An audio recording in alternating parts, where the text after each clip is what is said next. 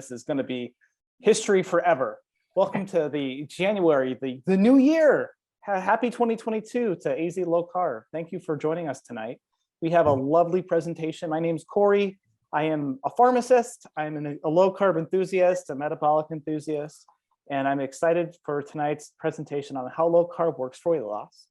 And so tonight's presenter is the amazing Diane Weissman. She is a self-taught scholar of functional nutrition. She loves to learn and share her knowledge with those motivated to take control of their own wellness. Oh, taking control, love that. Since 2014, she's been following a low carbohydrate lifestyle and now feels 10 years younger than she did 10 years ago. I can't do the math, but that's like -8 years of feeling older. That's amazing. I should do math. I'm a pharmacist, but I've done it all day, so enough of that. But she leads the low carb ketogenic support group of Fountain Hills, Arizona, USA, which is currently available to people outside the area by Zoom. Well, she's for an invitation, you can email her, and I will put her email in the chat. So with that, I will turn it over. I'll ask that everyone mute themselves. I will mute myself now, and if you're not muted, I'll mute for her. So with that, take it away. Thanks, Corey, and welcome everybody. We're so glad you're here. I want to really take you through a very simple analogy to really help you understand how low carb can work for you for weight loss. And so that once you understand, then you can make it work for you. So imagine your body's energy supplies as money. We're all dealing with money in many different ways every day. It's something everybody's very familiar with. So, and of course it comes in different forms. So the most ready available money is of course the cash, which of course young people don't carry cash anymore. They say it's old fashioned, but most of us tend to have a note or a few in our pockets or our purses. And that really is like instant spending power. In the same way that the sugar in your blood, the glucose in your blood is like instant energy that just keeps the lights on really in your brain. And most people are surprised to learn that we really only have about 1 teaspoon of sugar circulating in our blood at any one point in time. That's a really tiny amount if you think about how much a typical person consumes in a day. But the blood sugar has to be very tightly controlled, otherwise all kinds of problems ensue. So what if you need more energy? I mean, if I just tap you on the shoulder when you're going to sleep in a meeting, that's the glucose in your blood that will sort of wake you up. But what happens if you suddenly see something about to fall on top of your child? You'll leap out of the chair to save them or to protect them. And that sudden energy is coming from your muscles. We call that energy glycogen. It's readily available, but not floating around in your blood in the same way that the glucose is. So I think of that as the checking account. It's readily available money. You can spend it whenever you want to. All you have to do is write a check and it will get paid immediately. There's no hold on that money, but it's not sort of in your pocket quite as well as the cash is.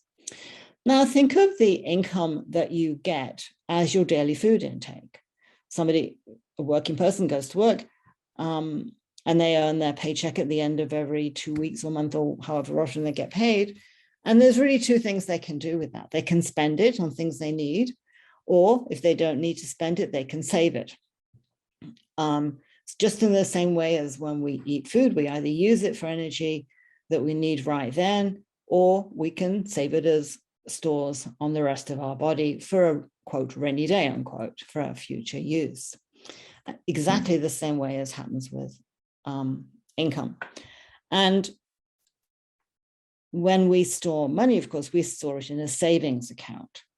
And that let's suppose we use a bank. It's an old-fashioned way, but let's suppose we use a bank for our savings account.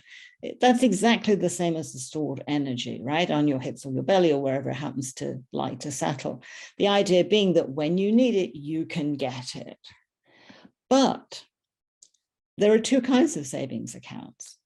I may have put my money into what I call an on-demand savings account. In other words, whenever I need it, I can just write a check from my brokerage account or whatever, my bank savings account, and I can get it immediately. That's what we call on demand, immediately available. But you may have put your money into some form of deposit or like a certificate of deposit or a CD. Now, if you know anything about CDs, you get a little bit more interest typically, but you tie your money up for 90 days, 60 days, 6 months, depending on what you choose. And let's suppose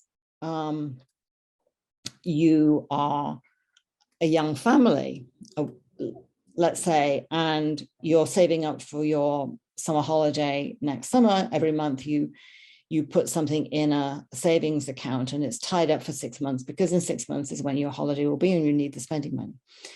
But what happens if your car breaks down and now you need money beyond what you have available? Well, you go to the bank and you say, I need to get the money out of my summer holiday savings account because I have this unexpected expense. And the bank manager will say, you know what? I'm terribly sorry. I can't give it to you. That's not one of the choices. It's not available for 6 months. It's tied up. And so what can you do? You can beg and scream and cry and tell all the stories, but it's not going to change anything, right? So if you need more funds, if you need more energy at that point in time, what do? You have to go back and work some overtime or find some other way of getting more funds. And in the same way, when you get up and you're hungry and you find yourself at the refrigerator looking for something, what can I snack on? It's the same concept. Your body has stored reserves that could be used for energy, but they're unavailable. And so you feel hungry and you go and you get more resources, kind of like working overtime for that young family. So to actually achieve weight loss, we've got to use up our stored energy. How can we do that if it's not available? We typically try to reduce the energy intake, so we eat less, right? And especially in January when everybody cuts their calorie intake, but we're hungry, doesn't feel good. We're not able to access our stored fat reserves. So we have cravings, we feel tired because our energy is locked up and we get really frustrated. And I think the thing that I always try and make people understand, it's not your fault that your willpower can't overcome your hunger, because your energy is locked up and you didn't intentionally lock it up, but that's what's happened. And so you're really fighting your body if you're just always trying to resist and use willpower to overcome that need to eat. So, switching fuel sources between energy we take in and energy we've stored should be seamless, right? It's worked for thousands, millions of years as ancient man has feasted and fasted. I mean, they didn't have refrigerators, they didn't have deep freezers or corner grocery stores.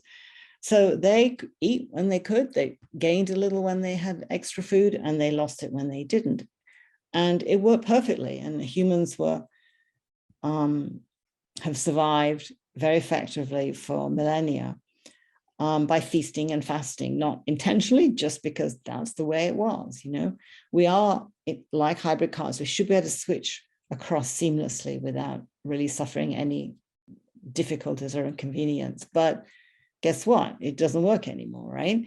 The last 40 years or so, we've just gained and gained and gained and never been able to lose. And the more people gain, the bigger they are, oftentimes the harder it is for them to access any of that fat. So why is the question? Why is our energy stores locked up? And the answer is the big bad guy that I think of as the big bad guy, insulin. So most people think of insulin as something that diabetics inject when they've got type 2 diabetes. But actually insulin is a very interesting molecule in all of our bodies that we need. Its basic job is to keep that blood sugar under control, keep it in just the range of 1 teaspoon of sugar at any one time. So if you eat, if you drink a soda, or if you even eat just a large apple, you're taking in more than a teaspoon of sugar. Insulin's job is to get it immediately out of the bloodstream and into storage, because too much glucose in the bloodstream is like too much pressure, it damages things. It's got to get out of there quickly. So that's insulin's job, right? In effect, it's a fat storage hormone, because what it's doing is it's taking the sugar that comes in, it's making it quickly into triglycerides, which circulate in the blood until you can shove them into adipose tissue, fat stores, right? That's exactly what insulin's doing. And it's such an important job that insulin does this, to keep your blood sugar under control, that it has another power, if you like. It has the power to say to the liver, don't release any energy from fat stores, because I don't want you releasing glucose into the bloodstream when I'm busy trying to solve a problem, right? I mean, that makes sense. If I'm trying to get sugar out of the blood, we don't need you putting sugar into the blood. So effectively, it blocks release of energy from fat stores, because it's busy trying to put sugar in. Now, in theory, when the body detects sugar coming in, food coming in, insulin will come out of its resting place, deal with the influx, and then as soon as the blood sugar is back under control, it goes back into resting. Think of it like a sentry or a guard or something like that. And when you're little, when you're born, it works perfectly well. But unfortunately, as we get older, particularly when we tend to eat frequently, insulin sort of finds itself coming out all the time. And in fact, it comes out so much, it says, after a while, it says, well, heck, I'm not going to go back into resting because I'm going to be needed in 5 more minutes. So I'll just hang around here all the time. And what does that do? It means that every time a little bit of food or a little bit of sugar comes in, it immediately stores it away. And since insulin never goes back into its little guardhouse, the liver can never release fat from storage, right? So you've got this problem. And if you think of that, let's just go back for a second. Think of this big fat guy on the right-hand side. This is the hungriest guy in town, because he's got so much insulin hanging around all the time. He can't access any of that stored fat. And the minute he takes anything in, it gets stored away. So he's got massive quantities of insulin, storing away everything that comes in, not even letting him use the soda he just drank for energy. So he's tired. You think, oh gosh, if the guy would just exercise, he'd do better. Well, he can't exercise. He doesn't have any energy, right? Every piece of energy that comes in gets stored immediately. And he can't access any of it because the insulin stays around waiting for the next incoming. So he's got himself in this vicious cycle where he can't lose and he's hungry all the time. And that's the cycle we need to break. If we understand why it happens and why it works that way, then we can see, okay, how do we get rid of the insulin? That's the next question. Well, first of all, let's just focus a couple of minutes on what stimulates insulin release. We know carbohydrates stimulate the most insulin. Proteins, about half as much as a rule of thumb, but fat, interestingly, and these are the 3 macronutrients, right? Carbohydrates, proteins, and fats. Fat stimulates almost no insulin release. So that's important. That's obviously why we focus on a low carbohydrate diet, because they stimulate the most insulin. We need to get rid of the insulin. But it's also important to note that things like stress and poor sleep also stimulate insulin release. If you think about it, you can probably think of situations where you've had a rough night, you haven't slept, maybe you've traveled overnight, and the next day you're just hungrier than usual. And you typically will consume 200 to 400 calories more on a day after a night of poor sleep than you will on a typical day. And even if you know that you have a tendency to do that, it's really hard to not do that because you are literally just hungrier all the time. And since I've realized this, I've become very aware of it and can almost quantify it because you see it. Same with stress. If you're going through a really rough patch or you've got family issues or somebody's ill or whatever, you can expect that inevitably you will eat more for this period of time. It just is the way it works. So to unlock your fat stores, you've got to get rid of the insulin, right? We call it a low carb or sometimes a keto lifestyle. But to me, it really ought to be called the lower insulin lifestyle, because that's the secret. You've got to get rid of the insulin. It's not about calories. It's not about carbs for the most part. It's about getting the insulin down, lower. So how do you do that? Well, simple, right? First of all, you make less, and then you need to get rid of what you have. If you've got it hanging around all the time, particularly think of that fat guy, then he's really got to clear his insulin out before he can make any impact. But once he does, he can make a tremendous impact, right? How do you release less? That's the low carb lifestyle. We control our carbs. We have a reasonable amount, but not an excessive amount of protein, because too much protein will produce a lot of insulin. And then how do we get rid of what we have? We have to have periods of non-eating, right? So low carb lifestyle, adequate but not excessive protein. We need to work on improving sleep and improving our stress response. We can't necessarily change the stresses in our lifestyle, but we can change how we respond to them. If you have a difficult boss, and they wind you up and you find yourself eating donuts, it's like, you have to look at the donut and say, that is my boss that did that to me. I will not allow my boss to make me put this food in my mouth. I will find a way of physiologically reacting differently so that I'm not going to let them make me harm myself, to all intents and purposes. Once you begin to recognize the pattern, it's easier to break it. So work on lowering your stress response, improving your sleep, and focus on the low carb lifestyle to do that. Now, getting rid of insulin, that's step 2, right? We need extended periods of low or no insulin production. So the rule of thumb, and obviously it varies from person to person, but a good rule of thumb is it takes about 12 hours to clear the insulin from the last time you ate. For most people, that's overnight. Most people, if they don't snack before bed, then 12 hours overnight is not difficult. But if it takes 12 hours to clear the insulin, only when you go without food beyond 12 hours can you actually start to use up some of your stored energy.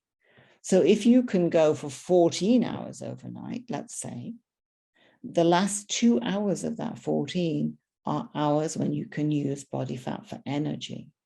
And that's a decent place to start. 2 hours a day, you can use stored fat. And if you can push it up longer, great. If you can't, okay, stay where you are until you're more comfortable. It definitely becomes easier with time. Because again, once your insulin is cleared, your body knows it can use fat for fuel, and it becomes seamless, painless, and in many ways easier. For example, I'll typically finish eating before 6 o'clock in the evening, get up at 6 in the morning and go exercise. And it's easier for me to exercise without eating than it is if I have even a small breakfast and then go for 2 or 3 hours and go do something. So my typical overnight fast is probably 14 to 15 hours. Once in a while, I'll maybe go 16 hours, 17 hours. If I needed to lose more body fat, I might go longer than that, once or twice a week, but it's probably not necessary. Everybody's body is different. Try 14 hours as a starting point. If you get stuck in a plateau, then push a little longer. But the important thing to realize is that only when you don't have insulin circulating in your body can you utilize your fat stores. So, when it's tempting to have a little something before you go to bed, you can say, well, this will reset my insulin clock. Is this a good idea? And if the answer is, I'm not going to be able to go to sleep unless I consume something, then what high fat, low carb food can you have? For example, one of the things I often suggest to people is that they'll take some kind of nut butter, almond butter, peanut butter, whatever they like, mix it 50-50 with olive oil, add some salt if they enjoy salt, probably it's a good thing. And then just take a spoonful or two of that before you go to bed. It'll take the edge off the hunger. It'll make you sleep better. And it won't stimulate any insulin. Of course, you're not going, if you consume fat like that, you're not going to be burning body fat, but if it helps you sleep, fine, great. And it's a way of just calming your stomach without taking in or stimulating any insulin release, because again, you really need to almost give yourself a timer. How can I get 14 hours, 16 hours without insulin being generated? So if we compare that with, the 5 small meals a day, which is what is often advised, look at what happens. I mean, here, these poor people, you see them at the gym sweating away, doing their extra miles on the treadmill. They've had some low-fat granola for breakfast. What have they done? They've stimulated some insulin release. They've had a snack, maybe just carrots, insulin release. Same at lunchtime, just those a little bit of fruit on the salad to make it more interesting, insulin release. They're like pumping out insulin, insulin, insulin, insulin all day long. It doesn't work. It just frustrates you.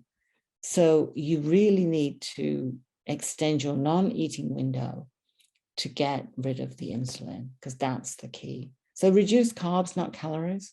Your body's really smart, so respect it for its natural body intelligence. It knows to use your fat reserves when food is temporarily unavailable. I mean, that's the goal, right? But it also knows to reduce energy expenditure during a famine. And the difference here is really, really important. Again, go back to those people in sub-Saharan Africa, wherever, they would find food one day and they would feast, enjoy, and then they would run out of food and they would go looking, and it might be 1 day, 2 days, hopefully not much longer before they found another source of food. And when they found the source of food, they feasted. They didn't overeat. It wasn't Thanksgiving every day, but they had enough till they felt satisfied. And when the body sees that there's plenty of food around, I just didn't get any yesterday, then it was happy to use the reserves of yesterday. But if it doesn't get enough food for day after day after day, the body's smart enough to say, okay, this is not a temporary shortage of food. This is a famine. I need to cut energy expenditure down. And that's when it starts reducing the metabolic rate, stopping necessary repair and rebuilding. And that's what happens on a typical low-calorie diet, right? That's what you see with people do. They struggle through the first few weeks and then they quit because their willpower just can't deal with their hunger.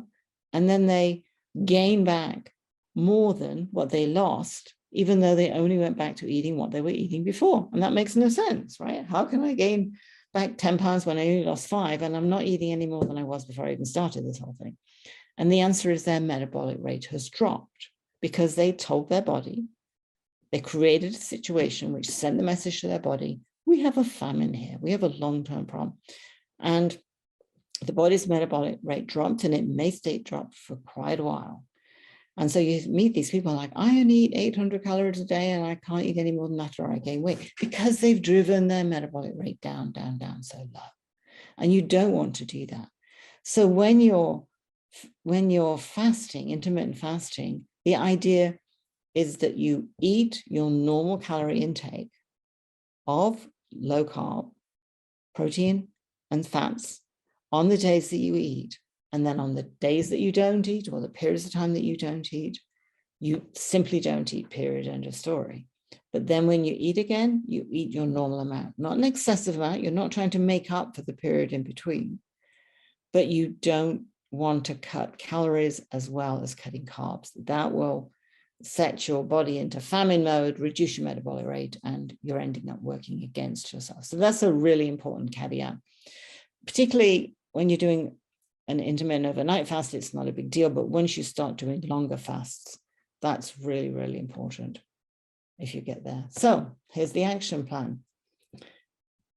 Choose to eat foods that are going to produce low insulin. And that can be low carb foods, but it also can be eating foods in a certain combination.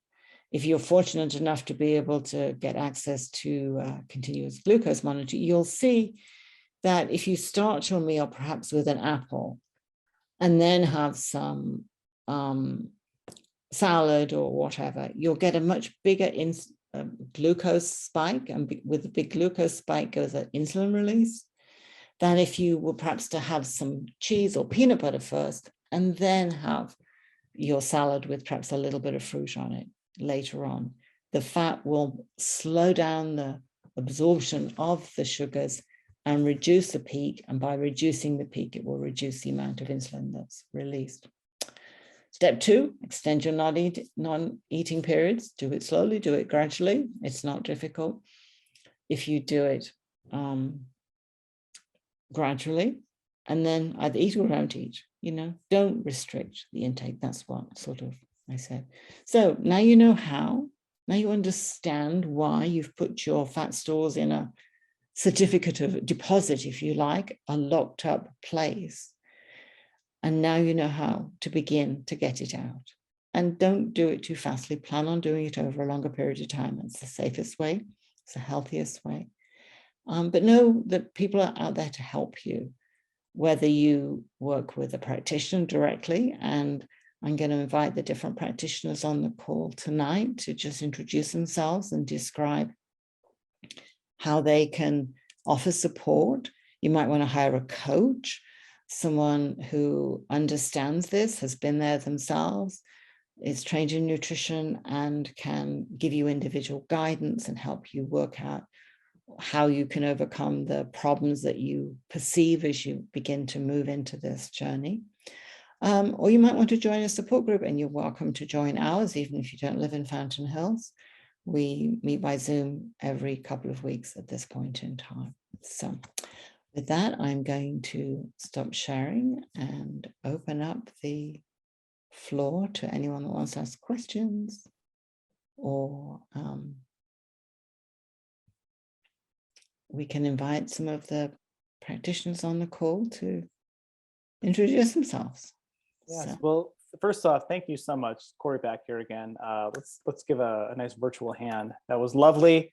And I carry cash, for the record, but I'm excited for the update that involves blockchain and how that relates to our insulin and fat stores. But that's too volatile for any of us. It's more volatile than what we would want to be. So yeah, and I think that what we have a few different practitioners here on the call, and as whoever would like to go first, they may. I just want to make a comment.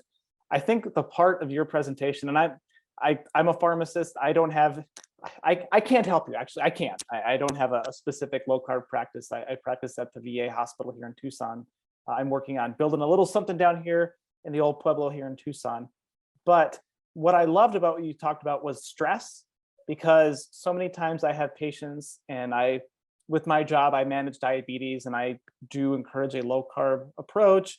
I don't say the words intermittent fasting because I don't want the non-pharmacist police to come after me. But if they say they don't, I tell them don't snack so much, and they're doing okay. But one thing that I get a lot of, and especially in the veteran population, is stress or post-traumatic stress. There's certain anniversaries that can be really traumatic.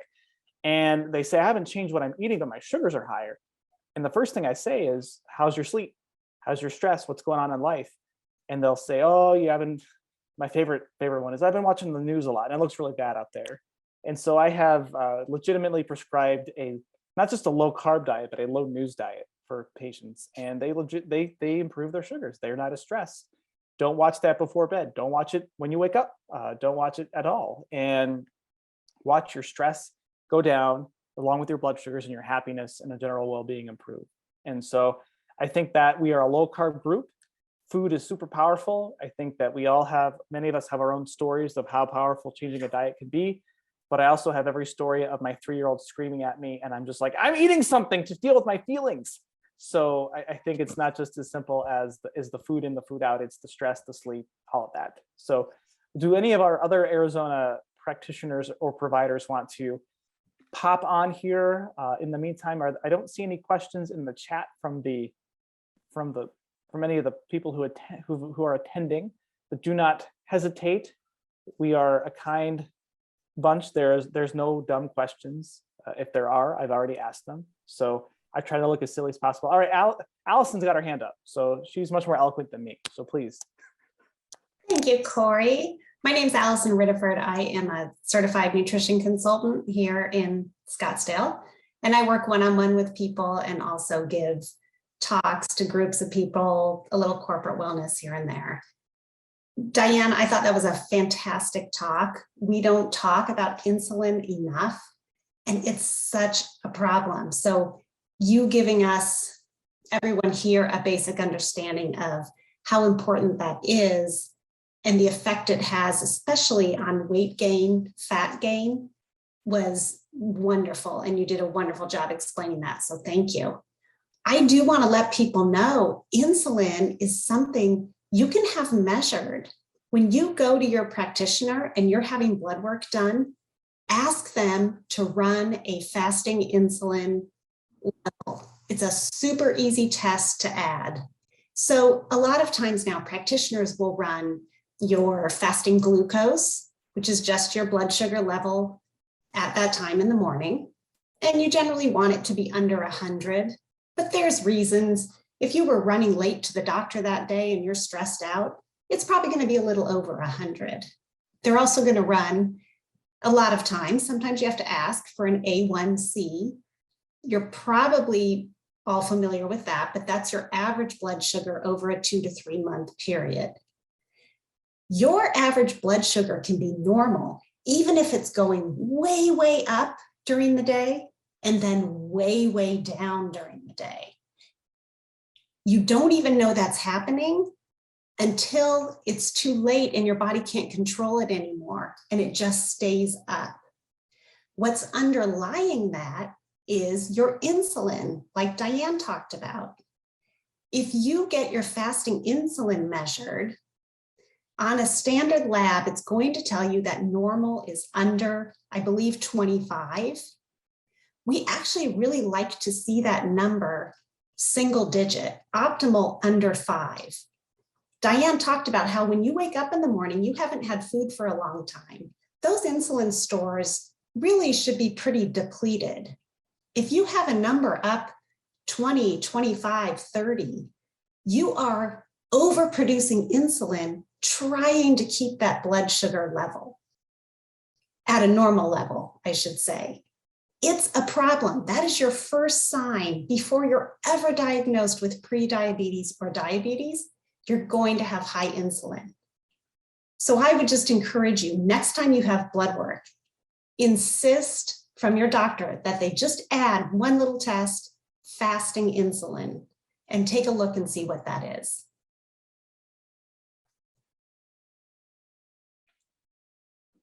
Yes, I'd agree that that's something that is starting to be measured in patients. I'm but a mere pharmacist and I'm not allowed to order fasting insulins. So I'll look at some what we call a surrogate marker, which is something that gives us an idea of what your insulin might be. And so this is some of your blood cholesterol numbers. So if I see if your triglycerides are really, really high and your HDL is really, really low, that to me says you probably have a lot of insulin floating around.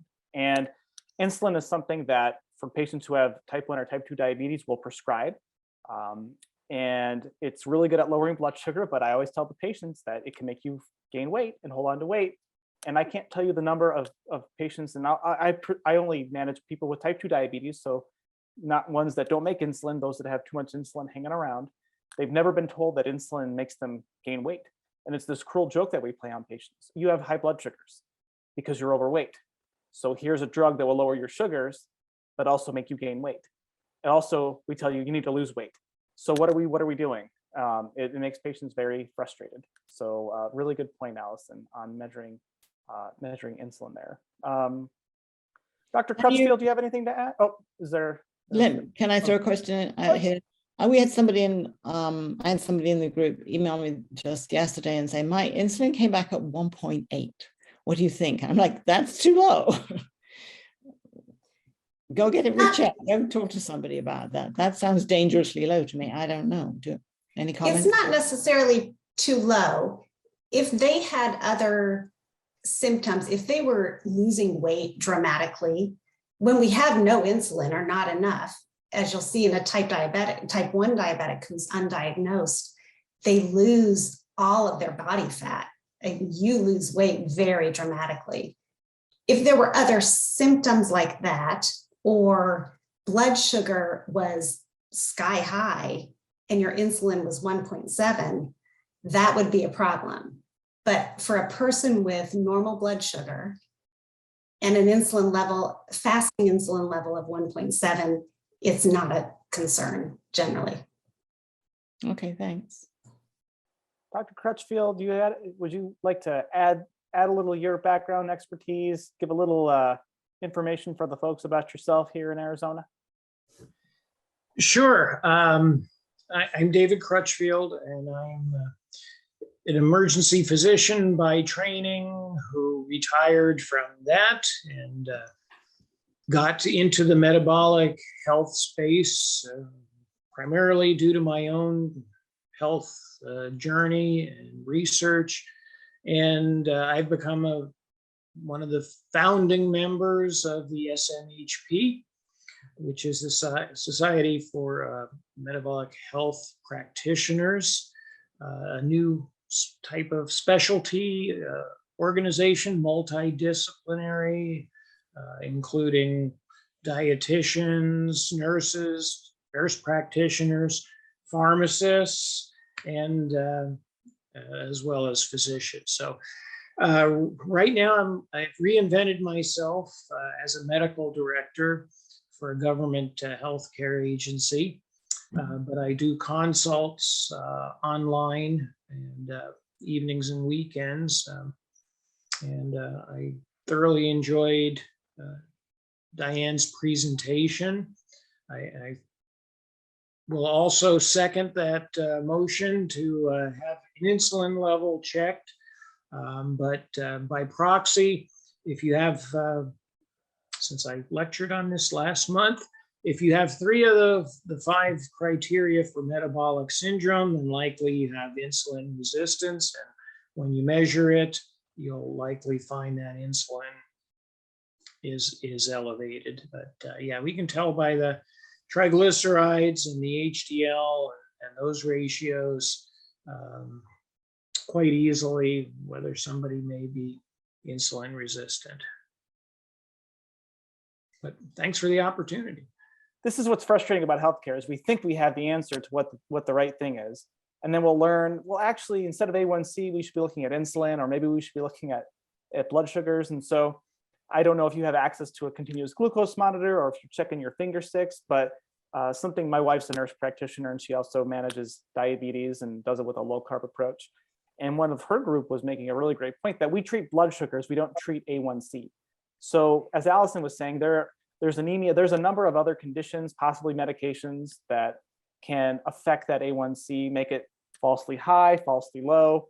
And that margin of error, I could say, is anywhere from 0.3 to 0.5%. So to put everything on that A1C, I understand, I don't blame you. You're passionate, you want to get that down. And I love that you're here on it's a Tuesday night hearing about this because you've been doing it for so long. But to say that, to put all the stock in the A1C isn't necessarily what you have to do. You can check your blood sugars, see the trend, well, look at the overall trend, and your other metabolic markers sound great. And like Allison was saying, an insulin level, you could check that. But if you're able to just see on a day-to-day basis if your sugars are good, you just might be someone whose red blood cells stick around longer, and that just is more time for circulating glucose to hit it. Because what an A1C is, and I'll step back maybe if folks are not as familiar, the hemoglobin A1C is a way we can measure an approximate 3-month blood sugar average. It's just about how sugar sticks to your red blood cells in your blood. And so anything that affects the life of those red blood cells, if they're living longer, well, that's more time for potential glucose to stick to it and potentially be higher. Your body produces glucose in your liver. It's called something called gluconeogenesis. So sometimes people, especially in the low carb world, and this is where having these big broad guidelines doesn't always work for the individual. And so we have to individualize what you're doing. And so there's something called the dawn phenomena where your liver produces a lot more glucose as you're preparing to wake up. So some people find that their morning blood sugar before they even eat anything, they're like, why is it high? I haven't done anything. If you're doing some sort of intense physical activity, that can make your blood sugar higher. Your body is sensing that you're not running from a cheetah, but you are in the midst of activity. And so that can affect it. going back to stress, any of these things. And so, yeah, and I of course, this is not medical advice, but I think this is a good forum to discuss our challenges and things we're dealing with. And also, I'm not the only one here. Please, other Arizona practitioners, you're welcome to cut me off, please. I think the fact if you're eating carnivore, you're not ingesting any carbs, so nothing's going to really kick your blood sugars up any higher. And so it maybe again the A1C is such a, it's more, I feel like my colleagues and I discuss how less we rely on it by the day. Because there's such better ways of measuring your overall metabolic health. I think as a trend, it's good. So if you saw your A1C start ticking up, all right, well, now we need to make a change, but at least you're staying steady and they're not getting worse and you're feeling good and your blood sugars are good. That's my best estimation. Well, good discussions. Any other big thoughts or questions from any of our attendees or providers? Diane, anything else you'd like to add that you didn't get into your talk in the last few minutes? I want to make sure you get your chance. Not specifically. I would like to mention that next month, we're going to continue the same theme. David is going to talk about intermittent fasting. And that should hopefully take people, the next step. If you've tried it a little bit, there's always techniques that you can learn, the things you need to be thinking about, things you may have experienced. So I think that hopefully this will flow naturally into the next topic. Yeah, and I know that we've discussed at some point getting together in the face-to-face. I know the virtual world, we don't control pandemics. We don't control the accuracy of A1Cs, but we can control our ability to meet. And so we're excited for our next month's talk. And then from there, we are continuing to try to grow this Arizona Low Carb group, improving our state's metabolic health and health in general. And so if anyone attending has any themes that they want more answers on, let us know, and we are happy to adjust. And otherwise, we will see you in February, and maybe in person sometime in the spring as well. But if not, make sure that you're saving your second Tuesdays for now for these virtual talks, and we'll see. I know there's not a lot of, I'm kind of lonesome down here in Tucson, so it'll probably, once we're able to do something in face-to-face, they'll probably be up in the big city in Phoenix or one of the several adjoining smaller but yet largish cities. So anything else for the good of the order before we end the recording and say goodnight? All right, well, thank you all for joining. Again, Diane, thank you so much for that wonderful talk. I love that analogy. I'm gonna steal it, I'm gonna use it. Feel free. And I will give you credit. So thank you so much.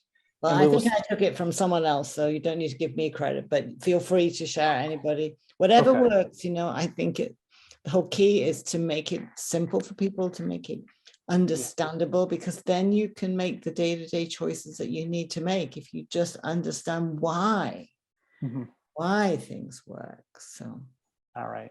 Well, great. Well, thank you so much. Until next time, this is AZ Low Carb saying good night. Good night. Thank And you, Lori. happy eating.